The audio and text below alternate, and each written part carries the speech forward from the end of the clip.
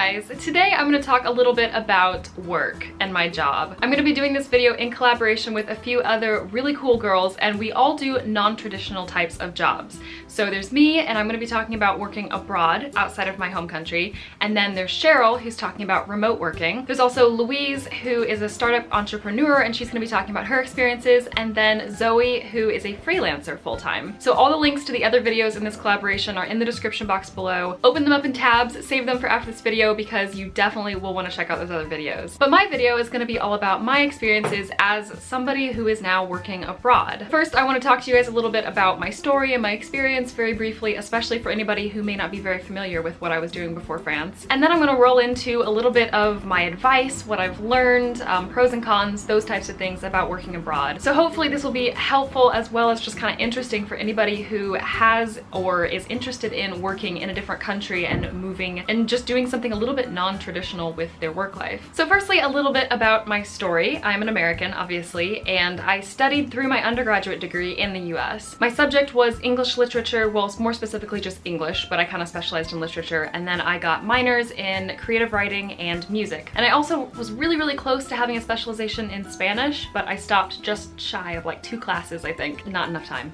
After that, I did probably what started this whole grand adventure that my life has become, and I went to the UK and I studied 1 year there for my master's degree in English literature. So I lived in Bristol, UK for an entire year, and I got my master's degree there.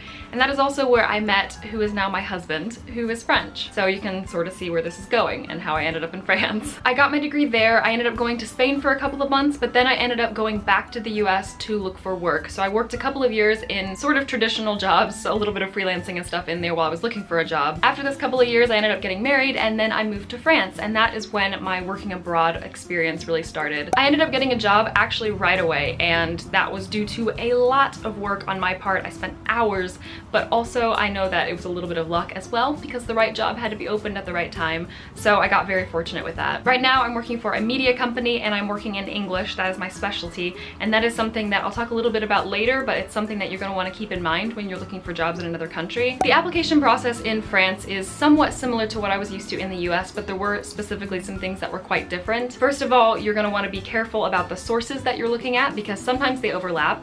In fact, the job that I ended up getting I found on Indeed, and that is one that's used quite commonly in the US as well. I also found several that I ended up applying for on LinkedIn. There are specifically some French sources, and again, depending on where you're looking for work, there might be some sources that are only going to be popular in the country you're looking in, and you're going to want to find those. Another really important thing to think about is keywords. So for example, in France, a lot of job titles, regardless of what language you're going to be working in, a lot of them are in English. So even trying to translate social media manager, for example, you're not really probably going to find anything under the translation. You're going to find the jobs under social media manager, even if the entire job is going to be working in French. That's something that also made my search harder because I was looking for jobs that would capitalize on my English skills.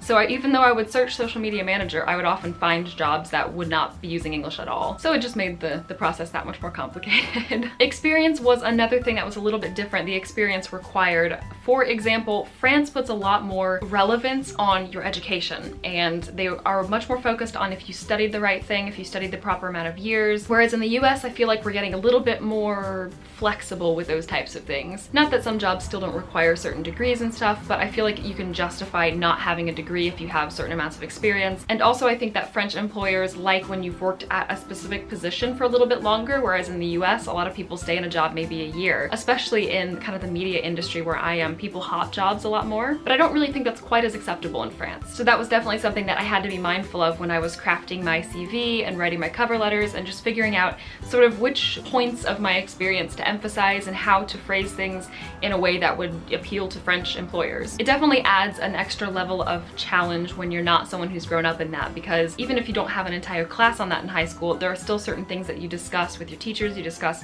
with other students. You kind of grow up with an idea of how you're going to have to apply for jobs in the future. And that's basically what college is supposed to do, is prepare you for that. But I studied in the US, and then I studied a year in the UK. So I never studied in France. I never got that sort of education on how to even think about the workforce. So that adds an extra level of difficulty. However, sometimes being a foreigner also means that you have skills you can offer that people from that country can't. So for example, if you speak English really well, that's a skill that can be pretty pretty universal. There's obviously a lot of competition, but if you have a very high level of English, or if you're a native speaker of English, that means that you could potentially offer those skills as an English teacher, as a copywriter in English, as a translator if you are fluent in another language, especially the language of the country you're going to. That can give you a serious leg up. There are also certain things like if you're specialized in, if you're an American, the US market about something, then you can look for jobs that capitalize on the fact that you know the US market for a certain product or for a certain industry better than anybody who has not grown up in the US market for that. So definitely look into those types of jobs. Definitely figure out what skills of yours that you can emphasize,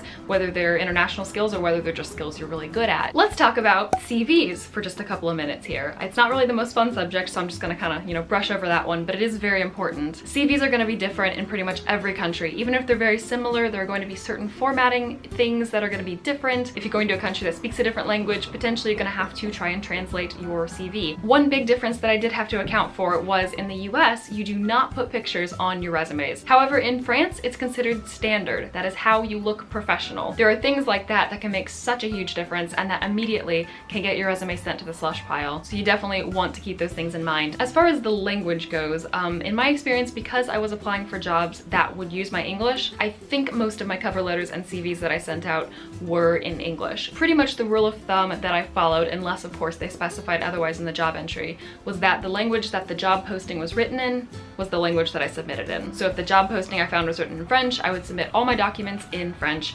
and the same for English, of course. Because I ended up finding my job so quickly, I actually only had, I think, 2 interviews. One was for the job that I obviously ended up getting quite quickly, and then the other one was, I don't even remember what. It was a phone interview, and actually it went pretty badly. My French level was not extremely good, and it was all in French, so added to the fact that it was on the phone, it was a little bit of a disaster. The thing that made that one so difficult was that I expected the interview to be in English because all the communications with the person were in English. Obviously, it's a French company, so it's no surprise that it would be in English, but then why would all the communications leading up to that point be in English? Regardless, it was a little bit scary and it didn't go so great, but the other interview I had was much clearer. It's for the company that I ended up working for. Everything was very upfront and everyone was very clear about what was expected of me from the interview. So that was obviously much better, and that is going to depend on where you interview. Try to be prepared on other things as well, obviously, but you can't prepare for everything. That's pretty much just good job advice. When you go in for an interview, prepare what you know you need. Otherwise, just, you know, play it by ear and don't get too stressed out about it. Like it is in any other country, it's just a little bit of a learning process, and you just need to be as flexible and as open-minded to new approaches to it as you possibly can be. Working in a different country really does open your mind up to a different way of approaching work life. Just like living in another country does the same thing with your everyday life aspects, the work life in different countries is definitely going to be different. In France, you get more vacation days in a year than you typically do in the US, but salaries are typically lower. It's not at all the same thing, and it just gives you a completely new perspective. It might be something that's not for everybody, just like living abroad is probably something that not everyone's interested in, but if you are interested in it, then I highly recommend you take whatever opportunities you can get, even if it's something temporary, just to kind of dip your toes in the water a bit. Let me know in the comments if you have any experience working abroad, or if you're interested in it, if you're looking at it for the future. I would also love to know if you have any tips or advice to add to this as well. Definitely check out the other videos in this collaboration. Links, of course, are in the description box below. I've also been toying with the idea of doing a video talking about the multilingual environment that I work in, because the company that I work for has basically 6 different branches, one of them being French, one of them being English, and then 4 other languages. So